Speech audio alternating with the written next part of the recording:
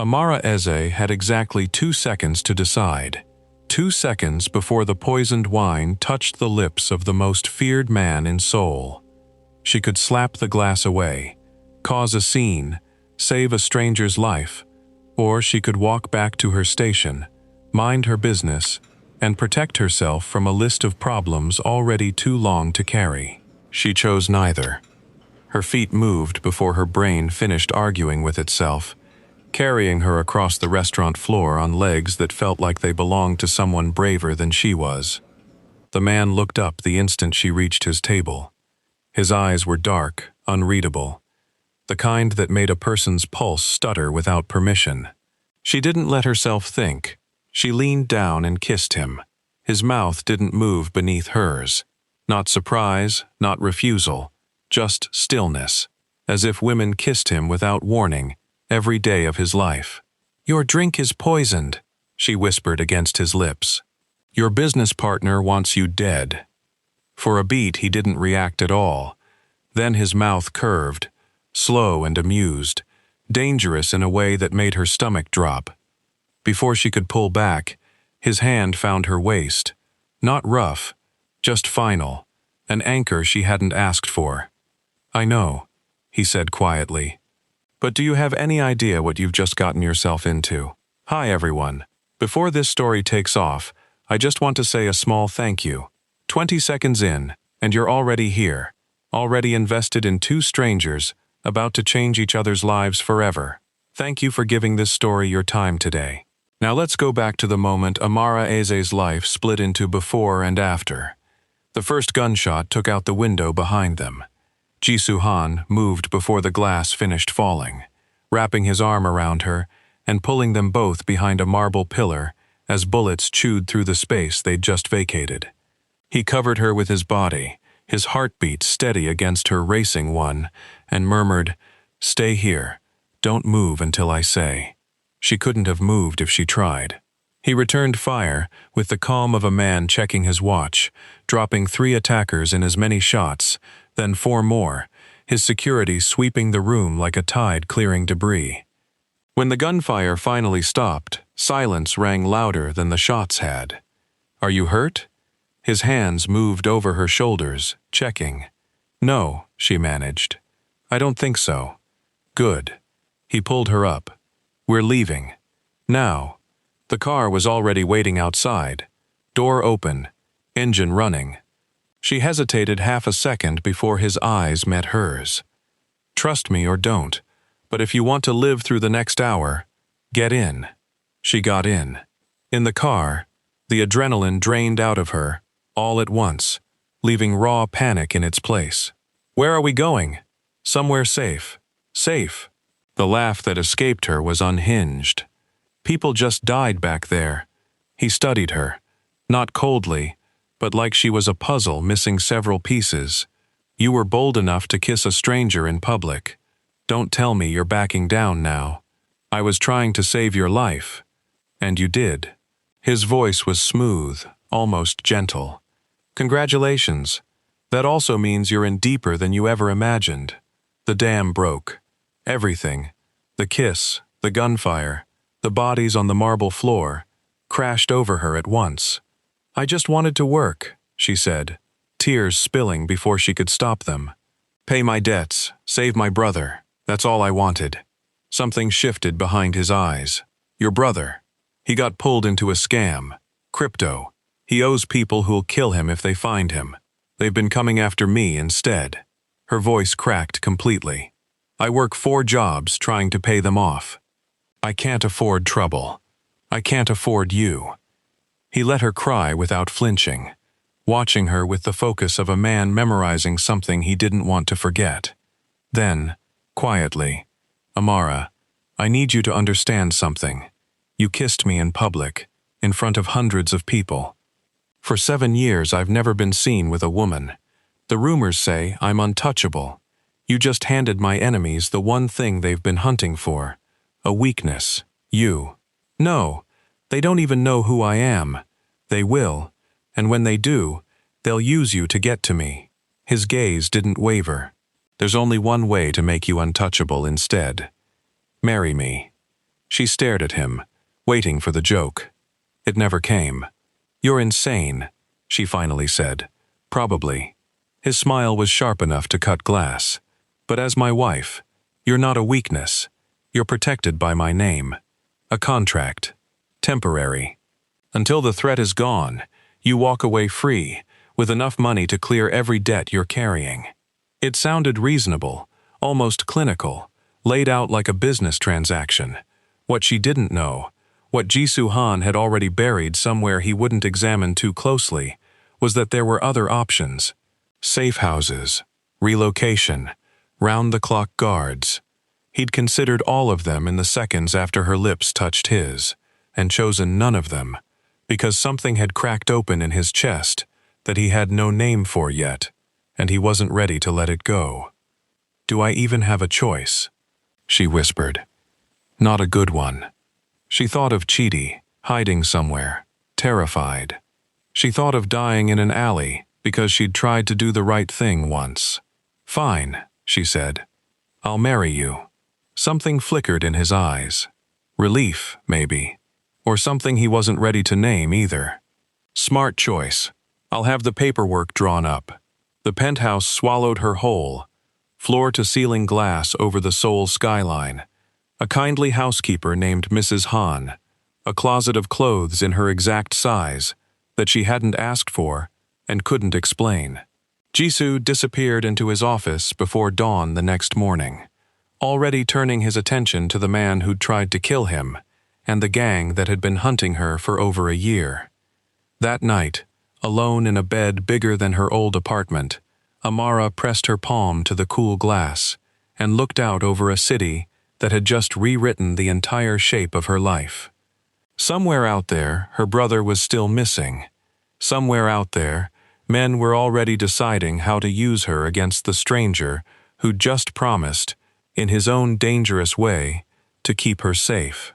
She had no idea yet what that promise would cost either of them. The marriage was made official 2 days later. No ceremony, no flowers, just a sterile government office and a thin platinum band Jisoo slid onto her finger without ceremony. "You're officially Mrs. Han now," he said. "This doesn't feel real. It's real enough for my enemies. That's all that matters."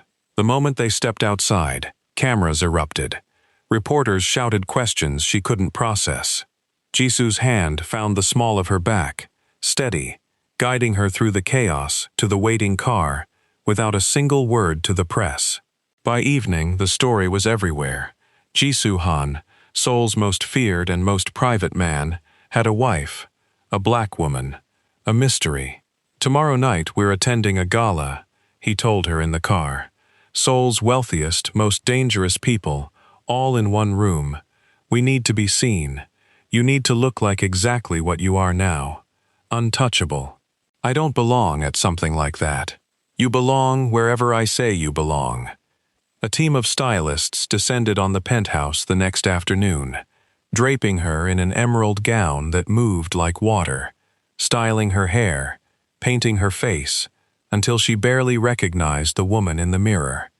When she came downstairs, Jisoo was waiting in the foyer in a black tuxedo, and for the first time since she'd met him, his controlled expression cracked. "You look..." He stopped, swallowed. "Beautiful." Heat rushed to her cheeks. "Thank you. Ready? Not even a little." "Good," he said, the corner of his mouth lifting. "That makes 2 of us. You're the first person I've ever brought to one of these." The ballroom was gold and marble and impossibly bright, full of men and women who reeked of old money and older secrets. Every conversation died the moment they walked in. Whispers followed them across the floor. Amara was the only black woman in the room, and she felt every set of eyes weighing her, measuring her, deciding whether she belonged. Jisoo's hand at her back never wavered. "Breathe. You're with me. No one will touch you." They made it almost to the center of the room before a silver-haired man in an immaculate tuxedo intercepted them. All easy charm and old confidence. "Jisoo, there you are. We should discuss the merger I sent over." His eyes landed on Amara, and his smile froze. "Oh, I wasn't aware you'd brought staff. The room seemed to drop 10 degrees. Excuse me? Jisoo said softly. Your assistant, is it? Director Yoon's gaze raked over her, dismissive. I'm sure she's very capable, but this gala is for Seoul's elite. Perhaps she'd be more comfortable waiting outside. Every conversation in the ballroom stopped. Amara felt the air leave her lungs. Jisoo's hand tightened at her back, not painfully, just enough to anchor her. Say that again, Jisoo said, his voice still level, still calm, and somehow more frightening for it. Director Yoon pushed forward anyway. I'm just saying, there must be some confusion with the invitation. She's my wife. Silence, total and absolute, the kind that felt like the room itself had stopped breathing. Jisoo lifted her hand, the diamond catching the chandelier light. My wife, he repeated. And if you ever speak to her like that again, I will end you so quietly, no one will ever find the pieces. Is that understood? Yoon went pale. I apologize, Mr. Han. I didn't know. Now you do. Jisoo's smile was ice. As for the merger, consider it terminated. I don't do business with men who insult my family. He turned, guiding Amara toward the exit, before Yoon could stammer out another apology, the whispers erupting behind them, like a fire catching. In the car, her hands wouldn't stop shaking. Why did you do that?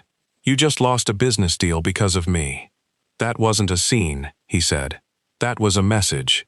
I'm just some woman you barely know. You made an enemy over nothing. Stop. His voice cut through hers, sharp and final. Don't ever say that again. You're my wife. An insult to you is an insult to me. He turned to face her fully, something fierce burning behind his eyes. You're not just anything, Amara. Not just the woman who saved my life. Not just the woman brave enough to kiss a stranger, to warn him about poison. Her breath caught. Then what am I? He didn't answer right away. When he did, his voice had dropped lower, rougher. Someone I chose to protect. And I will never let anyone make you feel small while you carry my name. Something in her chest cracked open, warm and unfamiliar. Thank you, she whispered. He only nodded once. And don't ever think so little of yourself again. When you diminish yourself, you diminish me. Because I chose you. The rest of the ride passed in a silence that no longer felt tense. Just quiet, almost peaceful.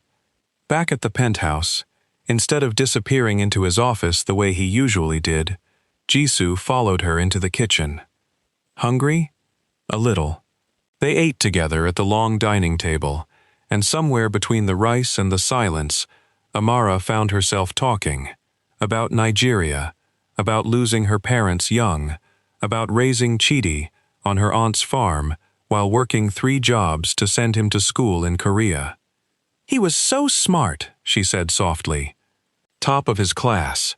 Everyone said he'd do great things. When he got accepted here, I was so proud. What happened? Jisoo asked, watching her with quiet, total attention. He wanted to help me back. Someone told him about crypto, said you could make millions if you got in early. He borrowed $500,000 from the wrong people and put it all into a coin that turned out to be a scam. Her voice cracked. It crashed overnight. He called me, terrified, said he was sorry, said he loved me. Then he disappeared. You haven't heard from him since. She shook her head. Over a year. I don't know if he's alive. I don't know anything. She touched her shoulder unconsciously, where faint scars still marked her skin. The gang came after me instead. Said there was a market for girls who looked like me. I got away, twice, and ran to Seoul thinking if I disappeared, they'd lose track of me. And did they? No. They always knew where I was. They just liked watching me struggle. Rage flickered across his face, controlled but unmistakable. They won't touch you again. You can't promise that. I can. And I am. He leaned forward. I'm handling this, Amara. All of it. She wanted, desperately, to believe him. Why are you doing this? Really? You barely know me." He was quiet for a long moment, like he was weighing how much truth he was willing to give her. "Because you saved my life, when you had every reason to walk away. Because you're risking everything, just by being near me. And because—" He stopped himself, jaw tightening, like he'd nearly said something he wasn't ready to. "Because what?" she pressed. His eyes met hers, dark and full of something she couldn't quite name. "Because you deserve better than what life has given you." That night, she fell asleep beside him, without nightmares for the first time in over a year, wrapped in expensive sheets and a strange, fragile sense of safety. When she woke the next morning, sunlight pouring through the windows, the bed beside her was empty. He'd left before dawn. No note, no message. And the quiet that had felt peaceful the night before suddenly felt like the calm before something was about to go very, very wrong. Mrs. Han found her pacing the living room for the third time that hour. "He left before dawn, miss. Said only to make sure you ate." "Did he leave a message? Anything?" "No, miss. I'm sorry." Amara tried his phone, straight to voicemail. She tried again an hour later, then again after that. Panic building in small, cold increments. Had he regretted the gala, regretted defending her in front of all of Seoul's elite? Had he realized, in the quiet of his own office, exactly how much baggage had walked into his life with her? By afternoon, she couldn't sit still anymore. The penthouse felt like a beautiful cage, every room reminding her of a man who'd vanished without a word. She needed air.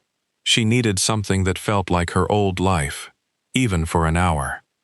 "I'm going for a walk," she told Mrs. Han. "Mr. Han said you should stay in the penthouse." Mrs. Han's brow furrowed with worry. "I'll be quick. I just need to breathe." It was a lie, and they both knew it. But Mrs. Han didn't push. Amara took a taxi to her old neighborhood, telling herself she only wanted a few changes of clothes, a few photographs, something that still smelled like the life she used to know. The building looked smaller than she remembered, shabbier, like she'd been gone for months instead of days. Her apartment was exactly as she'd left it, cramped, cluttered, evidence of a life lived in constant motion. She grabbed a duffel bag and started packing, moving fast, trying not to think too hard about why her hands wouldn't stop shaking. She was nearly done when she heard footsteps in the hallway. Heavy. Multiple.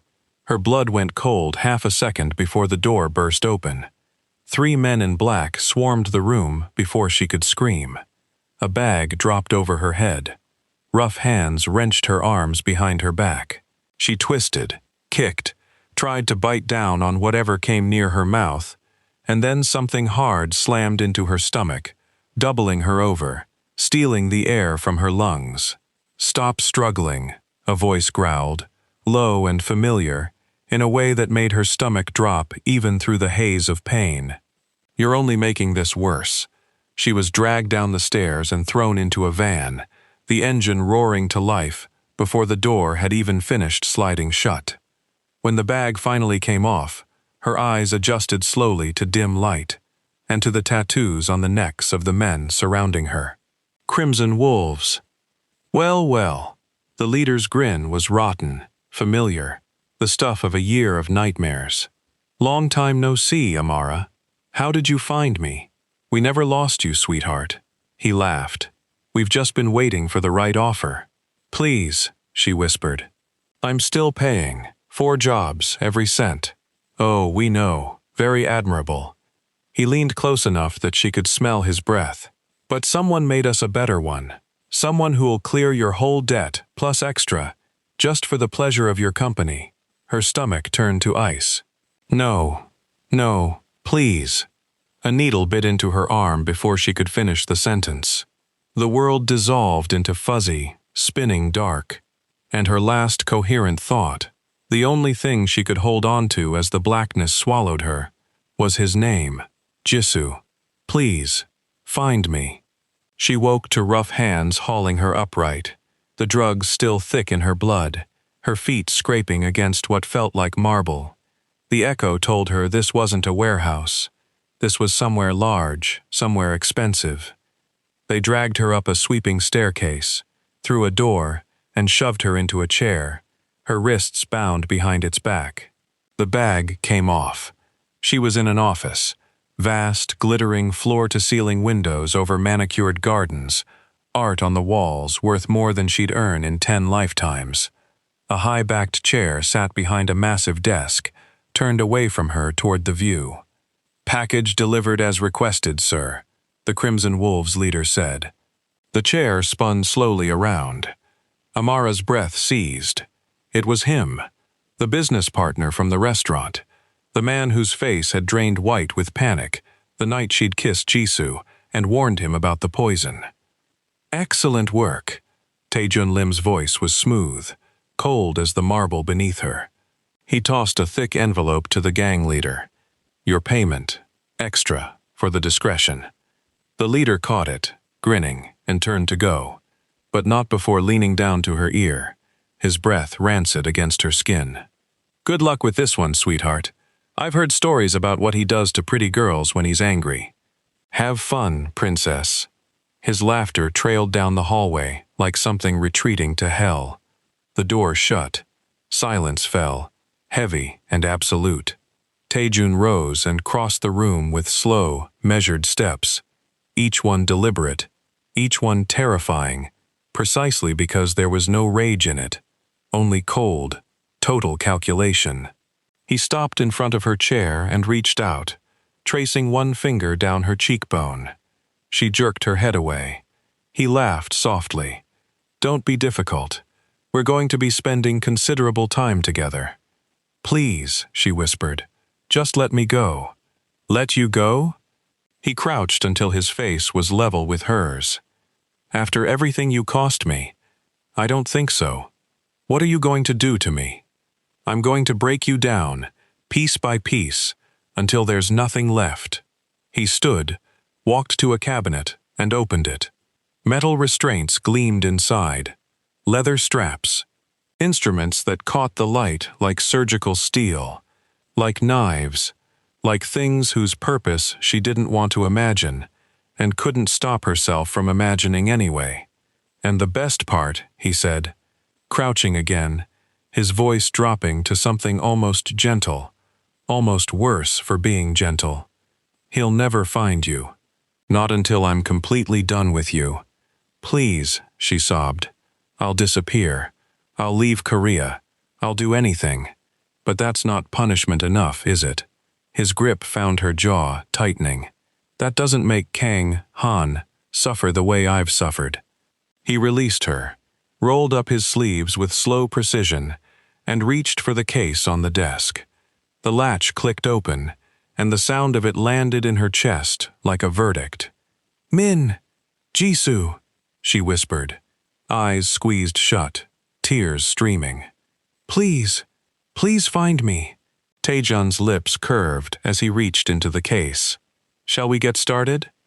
Meanwhile, across the city, Jisoo Han stood in a basement that smelled of dust and old paper, staring at a folder his men had spent 18 hours assembling. A photograph stared back at him. A young man, gaunt, terrified, alive.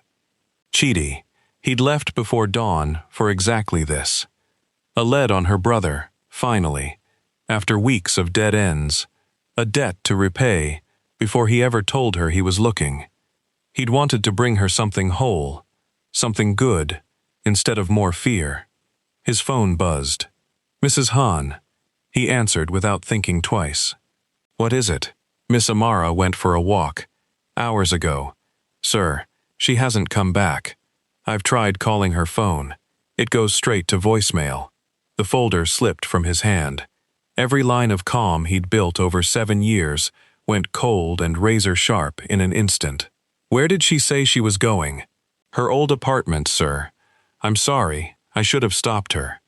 He was already moving, already dialing his head of security, his voice dropping into the register his enemies had learned to fear more than gunfire. "Pull every camera between the penthouse and her old building. Now. And get me Taejun Lim's last known location. All of them. I want him found before the sun comes up. Outside, the car was already waiting. Engine running. Door open. The same way it had been the night a stranger kissed him to save his life. This time, he was the one going to save her. The footage came back in under 20 minutes. Grainy, gray, useless, until Jisoo's lead analyst froze a frame on a black van turning out of Amara's old street, and the analyst's voice cracked through the speaker. "Sir, we ran the plates.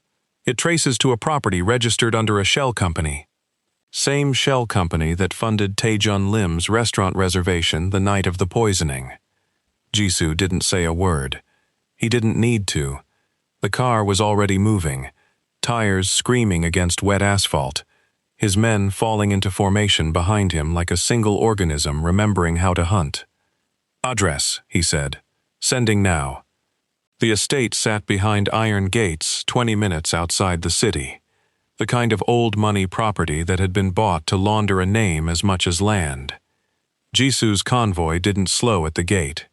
It went through it. Inside, Taejun Lim straightened his cuffs and smiled down at the case in his hands, like a man unwrapping something he'd waited a long time for. "Shall we get started?" The first sound was distant, a gate shrieking off its hinges. Then gunfire, sharp and close, then closer. Taejun's head snapped toward the door, his easy calm cracking for the first time since she'd been dragged into the room. "That's not possible!" he muttered. "Not this fast!" Amara felt something in her chest crack open. Not fear this time, but something dangerously close to hope. "He found me," she whispered. "He actually found me." The door didn't open. It came apart. Jisoo Han stood in the wreckage of it, blood on his knuckles, his suit jacket gone, his composure gone with it. His eyes swept the room once. The restraints, the open case, the man crouched in front of his wife, with cold steel in his hand, and something in his face went past anger into a place that had no name. "Jisoo!" Taejun started, rising, reaching for the gun at his hip. He never finished the sentence. Jisoo crossed the room faster than thought, faster than the gun could clear its holster, and drove his fist into Taejun's jaw with a force that sent him sprawling across his own desk, scattering papers and glass. "You sold her." Jisoo's voice was barely above a whisper, and somehow it was louder than every gunshot from the restaurant combined. "You had her kidnapped. You let your men whisper to her about what you'd do." He hauled Taejun up by his collar, knuckles white. 7 years. I never touched a woman. Never let myself want anything you could use against me. And the one time I let someone in, you thought you could take her apart and call it revenge. She's nothing. Taejun spat through a split lip. Some waitress who got in over her head. She's my wife. Jisoo's fist connected again, and again, until his security finally pulled him back, until the only sound in the room was Taejun's ragged breathing on the floor and Amara's quiet, broken sob from the chair. Jisoo turned. The moment he saw her, bound, tear-streaked, alive, every trace of violence drained out of his face, replaced by something so raw it looked almost like pain. He crossed the room in 3 strides and dropped to his knees in front of her chair, hands shaking as he worked at the ropes binding her wrists. "I'm here," he said, voice cracking on the words. "I'm here. I'm so sorry. I should never have left without telling you." "You came," she whispered, the ropes falling away. "You actually came. I will always come." He pulled her into his arms, careful, like she might shatter, his hand cradling the back of her head. "I went looking for your brother. I should have told you. I wanted to bring him home to you instead of more fear, and instead I almost—" His voice broke entirely. "I almost lost you." She buried her face in his chest, finally letting herself shake, finally letting herself believe it was over. "Chidi," she said, "did you find him?" Jisoo pulled back just enough to look at her, and for the first time since she'd met him, his eyes were wet. "He's alive, Amara. He's been hiding in Daegu, under a false name, terrified, working under the table. My men have him. He's safe. He's waiting for you." The sob that tore out of her then had nothing to do with fear. Behind them, Taejun was hauled to his feet by Jisoo's men, his perfect composure replaced by something closer to terror. "Jisoo, wait. We can talk about this. We can." "There's nothing to talk about." Jisoo didn't even turn around. "You tried to kill me once and failed. You touched what's mine, and that mistake doesn't get a second chance." He nodded once to his security, and that was the only verdict Taejun Lim would ever receive. 3 days later, Amara stood in the penthouse kitchen, watching Chidi devour a bowl of rice like he hadn't eaten properly in a year, which, she suspected, he hadn't. He looked thinner than she remembered, older around the eyes, but alive, safe, here, and every time she looked at him she had to stop and remind herself it wasn't a dream. "You really married a mafia boss," Chidi said between bites, equal parts awed and horrified. "To save me. I married him to save myself first," she admitted. "Saving you came after." From the doorway, Jisoo watched them both with an expression she was only beginning to learn how to read. Something unguarded, something that had taken 7 years to build walls around and had come down anyway, brick by brick, the moment she'd kissed a stranger to save his life. Later that night, after Chidi had gone to bed in the guest room down the hall, Amara found Jisoo on the balcony, the Seoul skyline spread out gold and endless beneath them. "The contract said 2 years, she said quietly, coming to stand beside him. "And then I walk away, free, with the money." He didn't look at her right away. "That's what it said. Is that still what you want?" Now he turned, and the careful distance he'd kept since the night of the gala was gone entirely. "No," he said, low and certain. "I built that contract to protect you from a world I never wanted to drag you into. I never built it because I wanted you gone." His hand found her face, thumb brushing her cheekbone the way it had the very first night, in the chaos of gunfire and broken glass. "I don't want 2 years, Amara. I don't want a deadline. I want—" "What do you want?" she breathed. "You," he said simply. "Not as a contract, not as protection. Just you. For as long as you'll let me have you." She thought about the woman she'd been a week ago, exhausted, terrified, working herself to the bone for people who would have killed her without blinking. She thought about everything that had been taken from her, and everything, impossibly, that had been given back. "I was supposed to be leaving," she whispered. "That was the plan. Survive, collect the money, disappear. And now?" She reached up, her hand covering his where it rested against her face. "Now I think I'd rather stay." His smile, when it came, wasn't the dangerous, controlled curve she'd first seen across a poisoned glass of wine. It was something softer, something real, something that belonged only to her. "Good," he murmured, leaning down until his forehead rested against hers, the city glittering silent and endless around them. "Because I was never letting you go anyway." Below them, Seoul carried on the way it always did, indifferent to the storm that had just passed through 2 lives and left them, against every odd, standing together. She had walked into that restaurant, expecting nothing more than the end of another exhausting shift.